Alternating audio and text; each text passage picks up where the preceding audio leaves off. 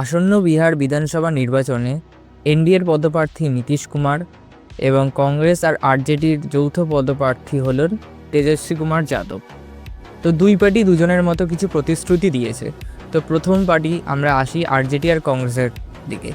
তারা প্রতিশ্রুতি দিয়েছে নাকি বিহারের প্রতিটি পরিবার থেকে একজন করে 30,000 টাকা স্যালারি পর্যন্ত সরকারি চাকরি দেবে। এটি কি আপনার কি কখনো মনে হয় টেকনিক্যালি পসিবল? কারণ বিহারের জিডিপি যা, আর প্রথম ব্যক্তিকে 30,000 টাকা করে স্যালারি দিয়ে সরকারি চাকরি দেওয়াতে বিহারের জিডিপির ডবল টাকা খরচা হবে। সো এটি টেকনিক্যালি ইম্পসিবল। আর আরেক দল এনডিএ, তারা জানিয়েছে যে বিহারে 5 কোটি চাকরির ব্যবস্থা করে দেবে। তো 5 কোটি চাকরির ব্যবস্থা করে দেবে, এটি কি সরকার আসার পরে? আপনার তো উচিত ছিল আগে থেকেই করা, কারণ আপনি এখনই ক্ষমতায় রয়েছেন।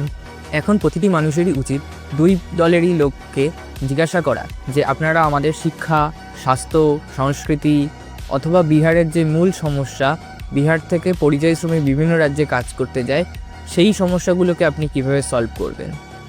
যতদিন না বিহারের মানুষ ঠিক হবে ততদিন নেতারাও এরকমই চলবে। তো বিহারের মানুষের উচিত নিজেদের শিক্ষা, সংস্কৃতি এবং স্বাস্থ্য এইসব ব্যাপারে ধ্যান দেওয়া।